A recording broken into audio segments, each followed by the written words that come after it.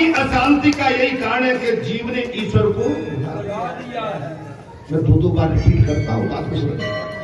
मनुष्य राजा बने या स्वर्ग का देवता बने, मनुष्य राजा बने या स्वर्ग का देवता बने, राजा हो या रंक, विद्वान हो या मूर्ख, उसके लिए शांति फिर भी नहीं। जीव ईश्वर से जा मिलेगा तभी शांति मिलेगी। चिंता तो शरीर नाश दो, चिंता तो शरीर नाश दो। चिंता चिता के समान होती है और शरीर को खा जाता है। इसलिए चिंता नहीं, चिंतन करो, भगवान का चिंतन, संसार का चिंतन नहीं, भगवान का चिंतन। भगवान तो स्वयं आनंद स्वरूप है, आनंद देने वाले हैं। भगवान स्वयं आनंद स्वरूप है, आनंद देने वाले हैं। ये भागवत कथा स्वयं आनंद स्वरूप है। यहां से आनंद की वर्षा हो रही है, गणगौर वर्षा हो रही है। आनंद की गणगौर वर्षा के बाद, अमृत की वर्षा के बाद अगर हमारे शरीर में महाराज निर्गुणता और निर्विकारता नहीं आई तो समझ लो हमारे शरीर में, हमारे मन में कोई बहुत बड़ा मैल बैठा हो।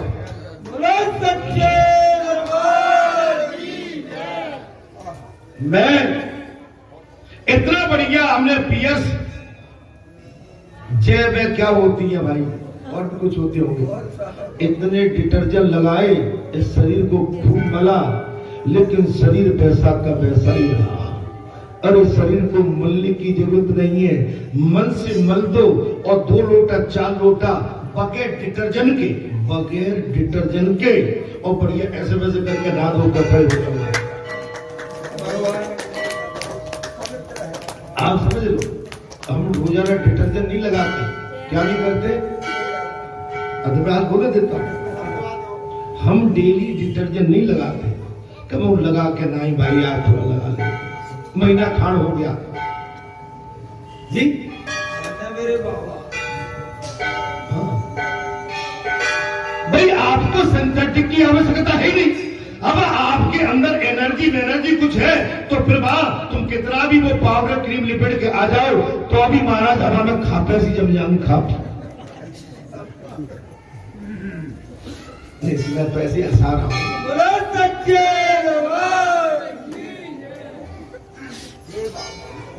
आपका मन शुद्ध है तो आपका सब कुछ शुद्ध है। डेली शरीर से डिटर्जेंट लगाओगे तो सिंथेटिक है, ये शरीर में दरार देगा, फाटेगा।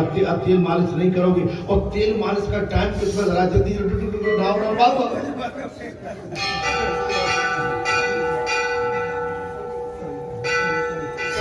बढ़िया से। हाँ, कपड़े को डिटर्जेंट में धोना पड़ते हैं, अब कपड़े नहीं धोगे तो मैं सियापति रहा। भगवान तो स्वयं आनंद स्वरूप है, उन्होंने अपने आनंद के लिए नहीं, गोपियों को आनंद दान देने के लिए रासलीला का आयोजन किया था। भगवान तो स्वयं आनंद के दाता है, और भगवान ने अपने आनंद के लिए नहीं, गोपियों के आनंद के लिए ये रासलीला की। गोपियों को परमानंद मिला जब भगवान के साथ महाराज गोपियों ने रासलीला की, गोपियों को परम आनंद मिला। जीव और ईश्वर का मिलन हुआ। परमात्मा के साथ मिलन हो जाने के बाद भी साधना तो करते ही रहना चाहिए। एक बात, परमात्मा के साथ मिलन होने के बाद भी अपना साधना, पूजा, तप तपस्या, दिया बत्ती धूप बत्ती हमेशा करते रहना चाहिए। साधना करने से कई सिद्धियां मिलेंगी। आपकी वाणी, आपकी जिह्वा पे, आपके शरीर में सिद्धियां, आपके त्रिपुंड पे भगवान का आशीर्वाद मिलेगा। आपके हाथों में शक्ति, एनर्जी रहेगी, और किसी को आशीष देने का इसके अंदर खजाना भी मिलेगा।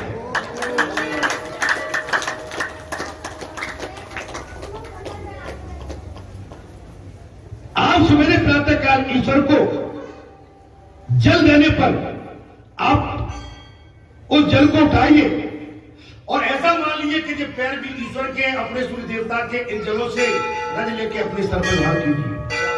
जय हो। जिस चरण किसके हैं?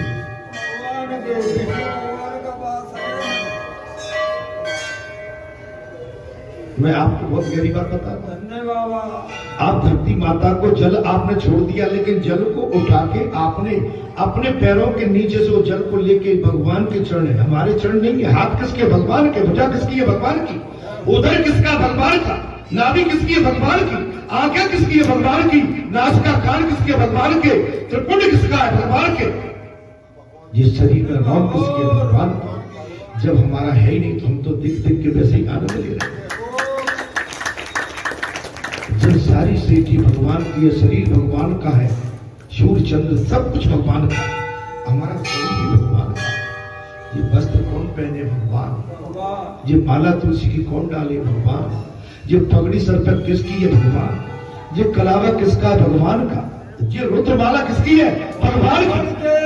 अगर हमारी होगी तो मैं आपको गारंटी देता हूं, जिस दिन ये मिट्टी हो जाए शरीर, इसको अग्नि कुंड में झोंक के बता देना, साथ में पकड़ कोई नहीं ले जाएगा, कोई नहीं ले जाएगा।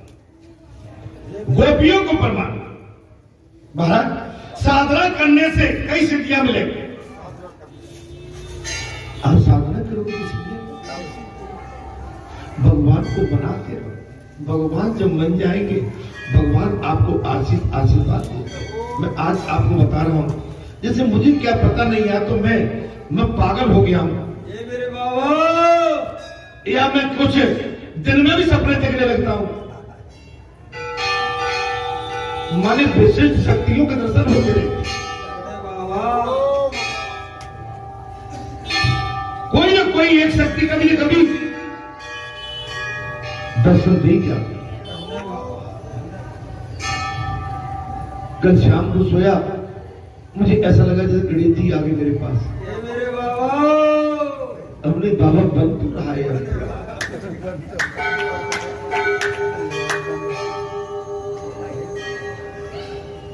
आप करते रहिए। आपने अपने कर्तव्य को कहीं विराम दे दिया तो आप सक्सेस नहीं हो सकते। आपके अंदर जब तक एनर्जी है, जब तक चलने की फिरने की शक्ति है, आप करते रहिए। अच्छा काम करते रहिए, आप अच्छे से अच्छा काम करते रहिए। आपका हमारा जन्म इसलिए हुआ सभी का। आपका हमारा सभी का जन्म कुछ अच्छा करने के लिए।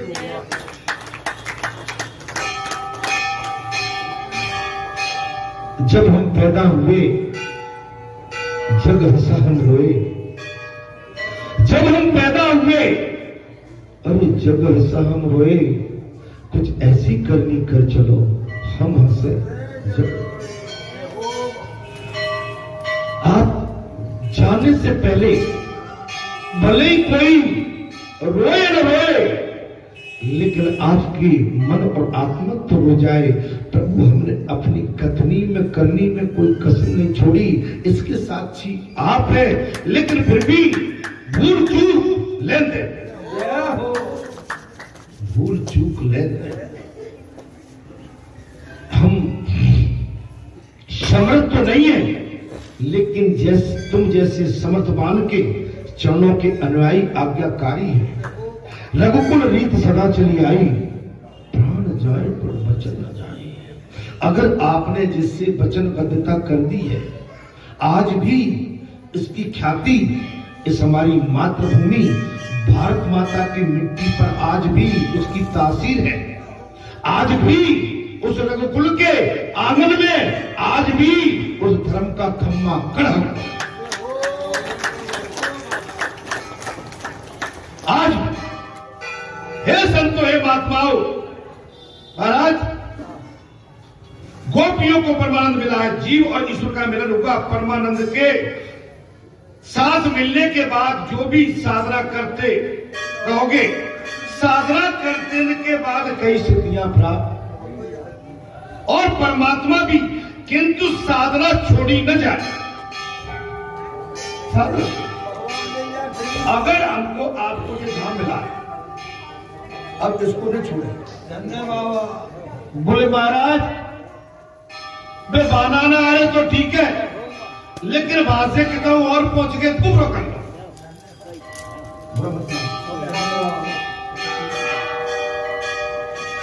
कहावत में वो नहीं कहना माता है बैठी है महाराज, इशारे में ही समझ जाओ। एक के साधे सब सदे, सब साधे सब जाते। आप अपनी निजी ख्याति विख्याति के लिए अगर आप दर दर भटक रहे हैं तो वो आपको जीवन में कभी हमको आपको किसी को प्राप्त नहीं हो सकती।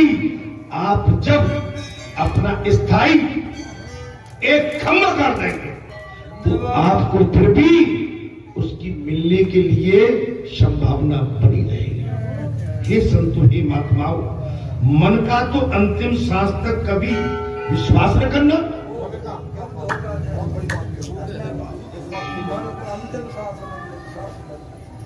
भागवत कथा में भगवान सुखदेव ने राजा परीक्षित के सन्मुख हरि की पौड़ी पेशाब कह दिया। बोले राजन, मन का कभी विश्वास अंतिम सांस तक नहीं करना। क्यों? यदि भगवान सेवा और जप बंद करना चाहे तो उससे भी कह देना, नाथ मैं आपकी सभी आज्ञा का पालन करूंगा किंतु जब सेवा नहीं छोड़ूंगा। मन से कह देना मैं सारी सेवा करूंगा लेकिन भगवान का भजन नहीं छोड़ूंगा। मन से कह दे। आगे मन का तो अंतिम सांस तक कभी विश्वास, यदि भगवान सेवा और जप बंद कराना चाहे तो भी कह देना, नाथ मैं आपकी सभी आज्ञा का पालन करूंगा लेकिन आपका भजन नहीं छोड़ूंगा। मैं आपका भजन नहीं छोड़ूंगा। सेवा की जीते जीतो कोई समाप्ति की नहीं महाराज। सेवा की जीते जी तो कोई समाप्ति है ही नहीं। सेवा तो अंतिम सांस तक करनी ही पड़ेगी। सेवा तो भगवान की अंतिम सांस तक करना पड़ेगा। अंत तक नियमित रूप से जब सेवा कीर्तन करते रहो। भागवत कथा में भगवान सुखदेव ने राजा परीक्षित से साफ कह दिया, राजन अंतिम सांस तक भगवान को छोड़ना नहीं। अगर भगवान स्वयं कहे तो भी नहीं छोड़, जैसे गोपियों ने नहीं छोड़ा। भगवान छुड़ाना चाह रहे थे लेकिन गोपिकाओं ने भगवान का साथ नहीं छोड़ा। थोड़ी सी साधना कर लेने पर मनुष्य को सिद्धि मिलती है। थोड़ी सी साधना करने पर मनुष्य को सिद्धि मिलती है और उसके वचन सच होने लगते हैं और सिद्धि के साथ प्रसिद्धि और लोगों की भीड़ आती है। वही बात होगी भगवान की दया से, कृपा से, सत्संग से, भजन कीर्तन कीर्तन से थोड़े से टाइम के लिए उस मनुष्य को सिद्धि मिलती है और वचन भी सिद्ध होने लगते हैं। लेकिन भीड़ बढ़ने लगती है जो वो परपंच में फंस जाता है,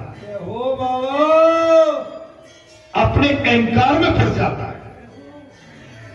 भगवान को अलग करके, सिद्धियों को अलग करके वो स्वयं सिद्ध बन बैठता है, स्वयं सिद्ध। ऐसा होने पर गर्व अभिमान आ जाता है और अभिमान लाता है पतन। अभिमान क्या लाता है? साधुओं को कई बार उनके शिष्य चापलूसी करके बिगाड़ देते हैं। बात आ गई सच्चे दरबार कैसी कही तो अच्छी बाबा। संतों को कई उनके शिष्य चापलूसी कर करके संतों को बिगाड़ महाराज। मेरा पर आते ही साधना अपेक्षित हो जाती। मेरा पर आपको सबने एक दृष्टि से नहीं देखा। इनको अलग तौल दिया, इनको समाज में तौल दिया, इनको पर समाज में तौल दिया, इनको अपना बना लिया, इनको दूर कर दिया, तो आपकी मनोवृत्ति गंदी हो गई। क्योंकि साधु के लिए इस वेद में किसी तरह की अनुमति नहीं है। साधु के लिए पूरा संसार एक समान है, पूरे समाज एक समान है, पूरा राष्ट्र एक समान। साधु की कोई जाति नहीं होती। लेकिन ऐसा हो रहा है, ऐसा हो रहा है। बुरा क्यों, मेरी बात का बुरा मान है? अरे तो भाई मैं उधर नहीं कहना चाहता, इससे बचना चाहिए। भगवान अगर धनवानों के और समाज वालों के होते तो आज या तो किसी उच्चकुल के समाज में भगवान उनकी तिजोरी में बंद करके बैठे होते, या टाटा बिरला की तिजोरी में भगवान बंद होते। आप हम जैसे फकीरों को, दीनहीनों को भगवान कभी नहीं मिल पाते।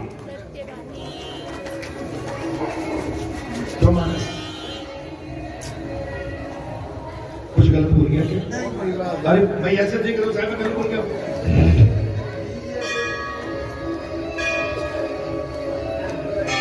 भैया जहां से कह दो बंद कर देने के ट्रैक्टर पे मंदिर है भैया, लल्ला फिर बजा लिए बाहर। एक कथा चल रही है भैया,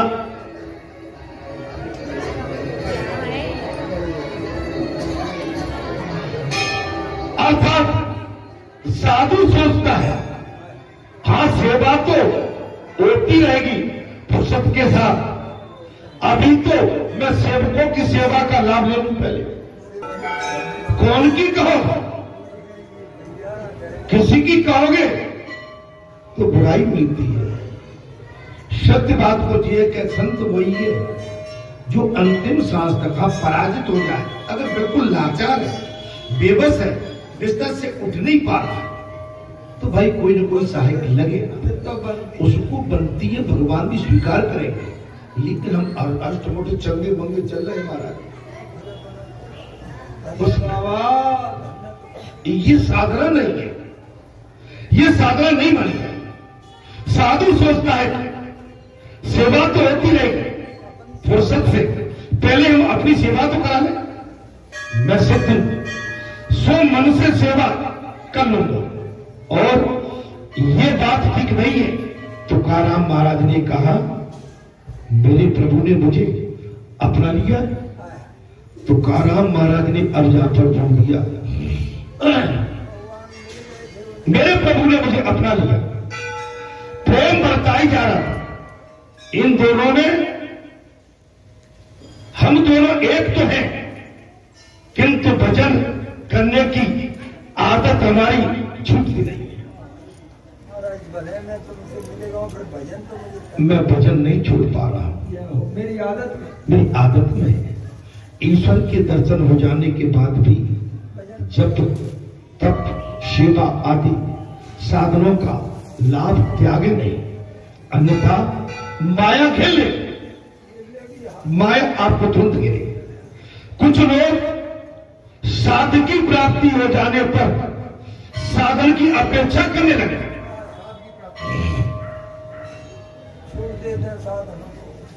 अब कई चीजें आई, कई को कोई भक्ति शक्ति सब आती है। आशीर्वाद आशीर्वाद आशीर्वाद, जय हो, क्या बात हो।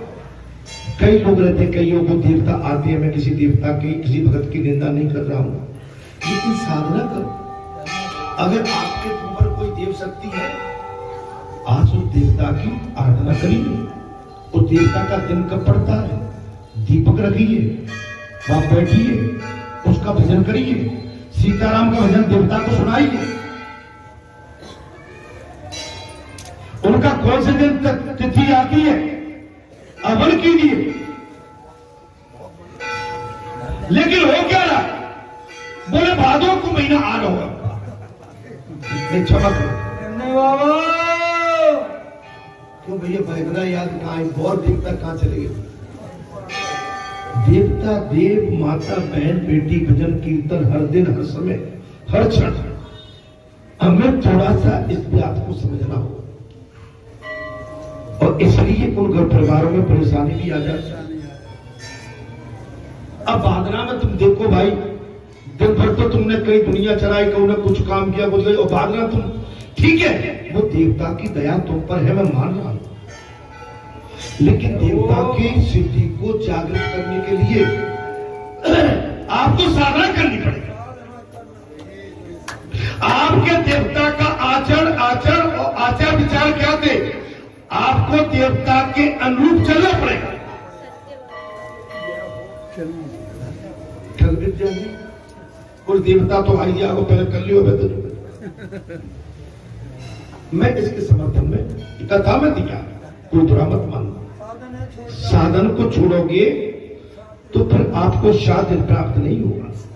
आजकल क्या चल रहा है महाराज, ये चल रहा है, ये ठीक नहीं है। इसमें साथ दिया, कुछ लोग साध्य की प्राप्ति हो जाने के बाद साधन को छोड़ देते हैं।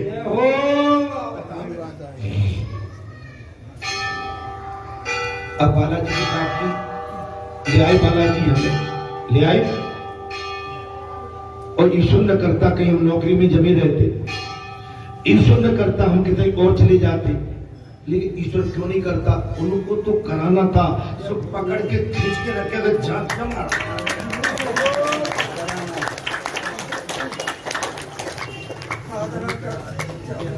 और हमारा बाबा का 3 साल तो भूख नहीं जाएंगे।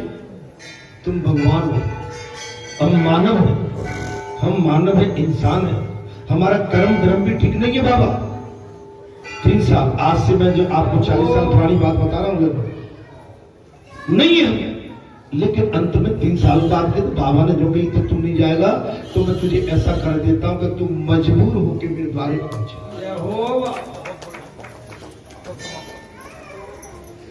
माने मुझे इतना कर दिया कि मुझे ये लगने लगा था कि अब शायद संसार से हमारी अंतिम यात्रा यहां से निकलने वाली है। तब हमने कहा कि नहीं, अब आपकी शरण में ही हमारा ठिकाना है। और जब से लेके आए हैं आपके सामने छोटी मोटी गाड़ी चली रही है, बोलो सच्चिदानंद भगवान। साधन में शीतलता आएगी तो मन गड़बड़ में पड़ जाएगा, जब पहले कह जाते जब चीजों को। अगर साधना में, तप में, तपस्या में आप कहीं उलझ गए तो आपकी तपस्या में गड़बड़ी आएगी। बलवान हाथी के लिए अंकुश जरूरी है। देव कौन है? और अंकुश कैसे? भजन से, लड़ाई से नहीं, चामुक से नहीं। तुम्हें बलवान हाथी मिल गया, संत नहीं, संता। इनको क्या अच्छा लगता है? बोले भजन, तो डटे रहेंगे। और कई भजन छोड़ दिया तो कहेंगे चल निपटाता हूं। तो ये साधन में श्रद्धा आएगी तो मन गड़बड़ करेगा। भगवान पारीक्षित जी सुना रहे हैं सुखदेव भगवान को। महाराज सुखदेव भगवान पारीक्षित को ये सारी कथा सुना रहे हैं। बलवान हाथी के लिए अंकुश जरूरी है। मन का भी वैसा ही हाल होता है, उसे अंकुश में रखने का एक ही साधन है, भगवान का भजन, भजन, भजन।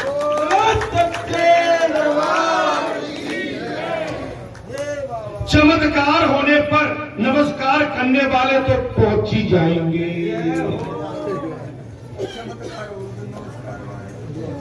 कथा में बात अब 12 बज गए, आप तो खच के मारा। चमत्कार होने पर नमस्कार करने वाले बहुत तेरे पहुंच जाएंगे। तुम तो बिना चमत्कार के ही नमस्कार करते हो।